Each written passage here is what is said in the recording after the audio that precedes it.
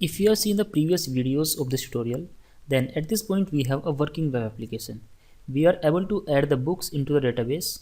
We are also getting a list of all the books from database, and we are also getting the details of any particular book. Now in this video we will learn how can we implement the model validations while adding a new book into the database. Let's start.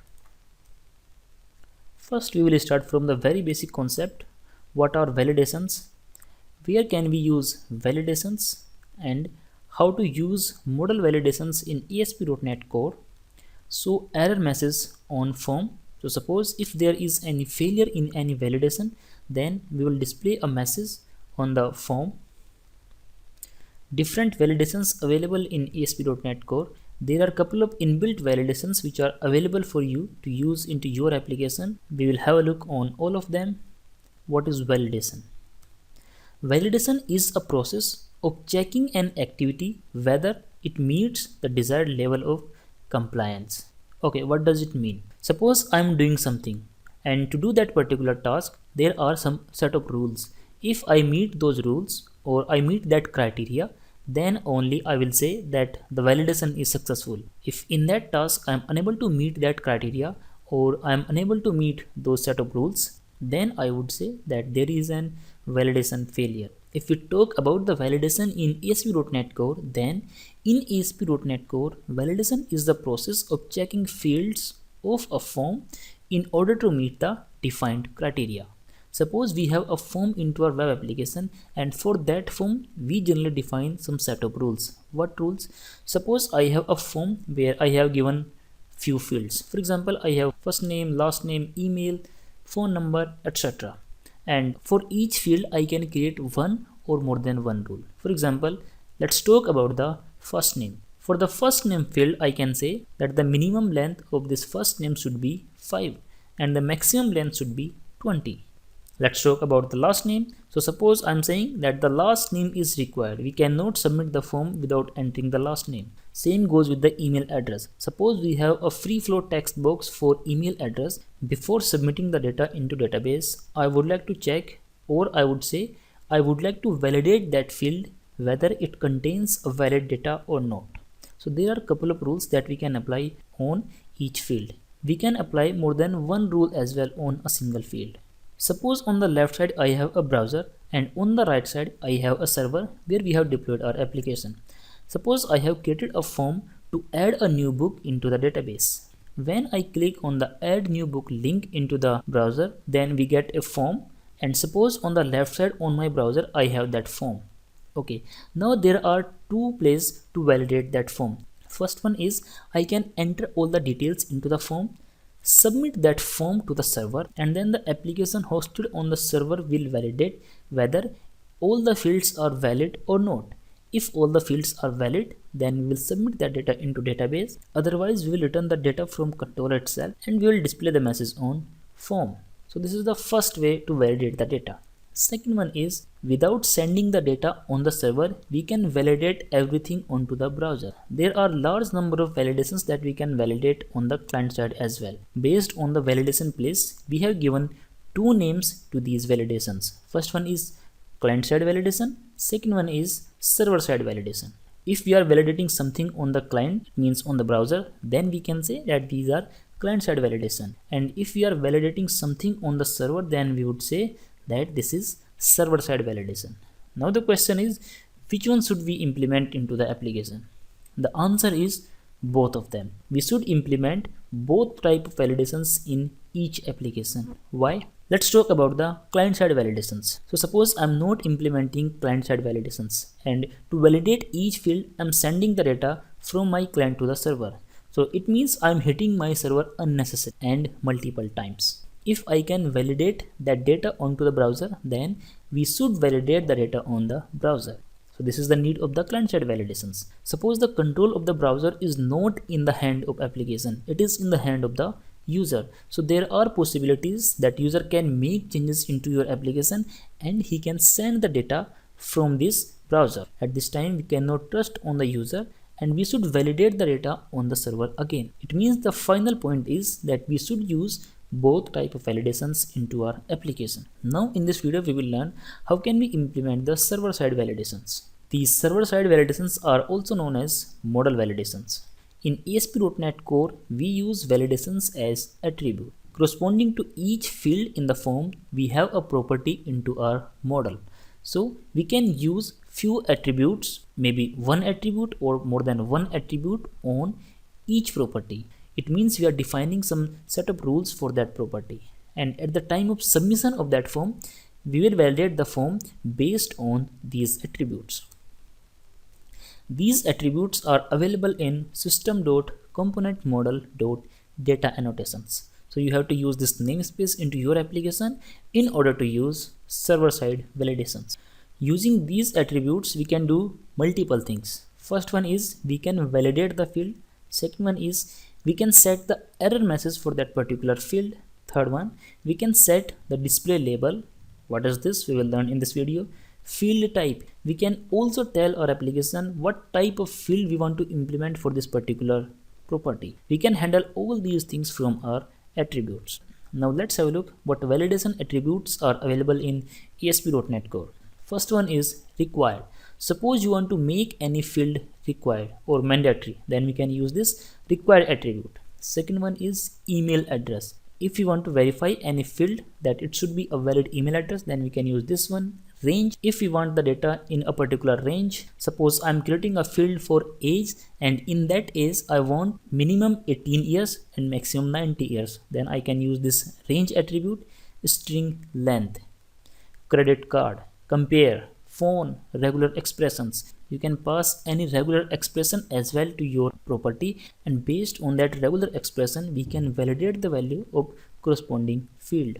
URL, remote. Other than these attributes, we can also create some custom validation attributes. Now suppose we have added all these attributes to our model class, then how can we check whether the model is valid or not? To check the validation of the model, we use model_state.isValid. This is a property which returns a boolean. If everything is valid, it means all the fields has a valid value, then this isValid will return a true. If there is some problem, then this will return as false. Let's try to implement all these things into our application. Let's run this application by pressing Ctrl F5. Let's click on this add new book link, and without adding any data, let's click on the add book button. Why? Because this is a web application, it means anyone can access this application from its browser, and we do not have any access on the user. He can do whatever he want to do with the application. Suppose without entering the data, he is clicking on the add book button. Let's click on it. This time you can see that we are getting a message that we have added a book successfully. Okay, there is some wrong word in the message. Let's update this. Without entering the data, we have added a new book. We are getting the ID of this book as well. So if I click on this here, then you will see that we are getting the details of this book as well. Everything is blank. It means there is some problem. We should create some set of rules so that user cannot insert the blank data into our database. Let's focus on the database as well. Here is the database. Let's execute this query. And over here you can see that we are getting all the null values. There is nothing in the title, nothing in the author, nothing in the description. It means we are getting the bad data into our database. There is no use of this data. It is simply creating a problem for our application. Hence, we have to validate this form before actually submitting it to the database. Let's learn how to do that. To create this form, we are using this book model. Let's go to book model. And here you can see that we have all the properties that are required to add a new book into the database. As we have already discussed that we can use some attributes on these properties to create some rules for each field.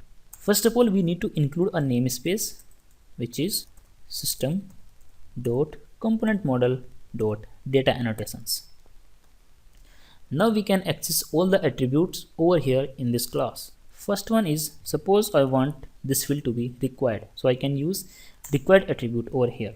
Same, I want this required field on some more fields like author and then the total pages.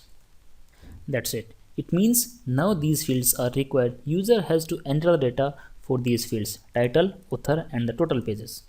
Okay, let's make some changes into the controller as well. Go to the controller, book controller, Over here you can see that we are using this add new book post method to add a new book into the database. So before actually implementing the logic of adding a book, we should validate this model. And how can we do that? We can do that easily by using this model state. Inside this model state, there is a property is valid. If this property is true, it means we have all the valid data into our form. If it is not valid, it means there is some problem. Let's cut this logic of adding the new book and let's paste it over here inside this if condition. Let's not make any change into the application and let's just run this application into debug mode. Let's click on this add new book, and this time without adding any data, let's click on the add book button. Over here you can see that we are getting an error. Why we are getting this error? First, let's focus on this error. In previous video, when we were adding a new book, then after adding the book over here in this line, we were redirecting this code to the get method over here. And inside this get method, we have defined these two viewback properties. And this time, this model state.isValid property is returning false. It means the condition that we have written inside this if will not work. Directly, execution will come to this return view line and the view will get returned from this post method. And over here, we have not defined this viewback property. That is why viewback is null over there and we are getting this error. We can easily fix this problem by just copying it over here and let's paste it over here and let's pass the default values. So here we can say 0. We can also fix this problem by writing a condition over here like if this is true, then only it should work. And this time if I remove it from here like this, build the solution, go back to the browser, click again on the add new book. Again let's run this application by pressing Ctrl F5. Let's click on this add new book, click again on the add book. This time you can see that we are not getting that error. So there are two ways, either you can pass these values or you can use this equal true condition over here. Why? This time the null is not equal to true, so there will not be any error. Perfect. But if you have noticed that we have made these three fields as mandatory, but we are not getting any error message over here. The user should know what is the problem. If I click on this add book, then nothing is happening. Neither we are getting a success message, nor we are getting the error message. Let's fix it. Let's learn how can we display the error message on this form. We are using this form to add a new book into the database. Over here for each field we can add a new span. And inside this span, we can simply use ASP validation 4. And inside this ASP validation 4, we can pass the name of the property like this, title. Remember, as of now, we can use only this span to display the validation error. If you are using some other type of the HTML, then you will see that the error message will not be visible. Let's copy this span and paste it for all of these properties. Let's update the property as well. Okay, description,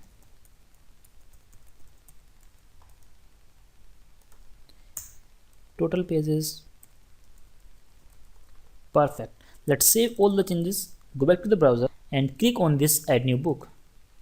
Let's again click on this add book button without entering the data.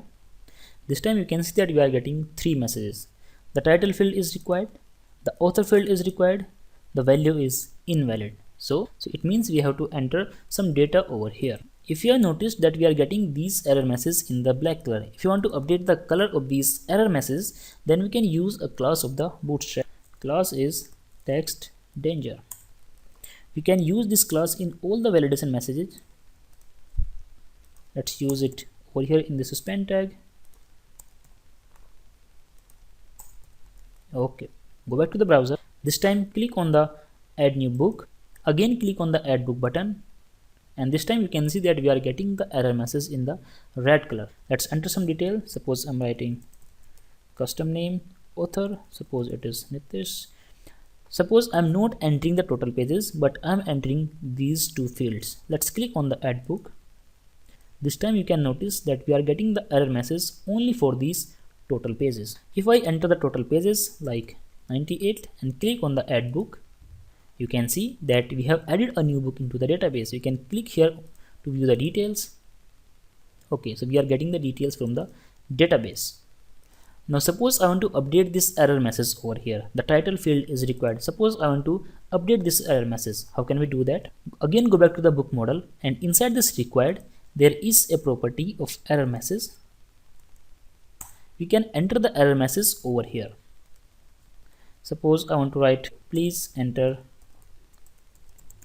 the title of your book. Similarly, I want to add the custom message for this author property. Please enter the author name, total pages. We have to write error message, and as a string we can pass, please enter the total pages. Let's build the solution. Again, go back to the browser, click on the add new book, and again click on this add book button. This time you can see that we are getting some custom messages. Please enter the title of your book. Please enter the author name. The value is invalid. Okay, why we are getting this error? The value is invalid. There is a reason behind it, because this form is considering this field as a string, and this string value is not compatible with the integer. That is why we are getting this error. To fix this problem, we can simply use the nullable integer over here. Okay, so if I use nullable, let's build the solution. The error says that we cannot assign the nullable integer to the integer type. So before assigning this value, we have to check whether it contains some data. We can use has value. So if this is true, it means there is some data. Then we can assign the actual data model dot total pages dot value. Otherwise, we can pass 0. Okay, let's build the solution again. The error is gone, and let's run this application by pressing Ctrl F5. Again, click on the add new book, click on the add book. This time you can see that we are getting the custom error message over here. Please enter the total pages. Okay, now let's learn how can we add multiple validations on single field. Suppose along with the required field on this title, I want to add the maximum length for the title. Let's learn how to do that. Inside this book model, suppose I want to add one more attribute, so I can use one more over here. And inside this, suppose I want to set string length. Inside this string length, I can pass the maximum string length for this particular field. Suppose I want to keep it 100. I also want to set the minimum length for this field, so I can use minimum length. Suppose I want to keep it 5. Okay, let's build the solution. Go back to the browser. Again, click on the add new book. This time let's enter some title over here. Suppose I'm writing AA. Click on the add book. Here you can see that we are getting a new error message like the field title must be a string with a minimum length of 5 and maximum length of 100. Same we can do with the author property as well. Similarly, we can do this with description as well. Okay, let's copy this string length attribute. Go to the description. Suppose I want the maximum description of 500 characters and minimum should be 30 characters. Perfect. Let's build the solution again. Go back to the browser, click on the add new book again and click on the add book. This time you can see that we are getting the error messages for these properties. Why we are not getting the error message for this description? Because it is not required. That is why we are not getting the error message. If we will enter the wrong data over here, then only we will get the error message. Suppose here I am writing D only one character, which is invalid in our scenario. Click on the add book. This time you can see that we are getting the error message. The minimum length should be 30 and the maximum length should be 500. If you do not want the minimum length for this particular description, then you can remove this altogether. Again, if you want to set the custom message for this property as well, then we can use the same error message and we can define the custom error message specific to this particular attribute like this. So here you can pass your custom error message. Okay, let's focus on one more concept. Over here you can see that we are having this text total pages and there is no space in between this text. This is not looking good on the UI. We can update this text from the model itself. To update this text, we can use one more attribute which is display. Let's learn how to do that. So display, inside this display we can use a name property, and inside the name property we can assign the custom message total pages of book. Let's build the solution. Go back to the browser, again click on this add new book link. So over here you can see that we are getting new text like total pages of book. So this is how you can change the title from the model directly. In this video we have learned how can we add a validation on the model, how can we display the error message onto our view form, How can we set the custom error message for each attribute? Also, how to change the text of the label that we are using for each field by using display attribute. Make sure you hit the like button of this video. If you have any questions or query, you can ask them directly into the comment section. Share this video, subscribe to the channel, and please join this WebGentle channel. Thank you for watching. Have a great day.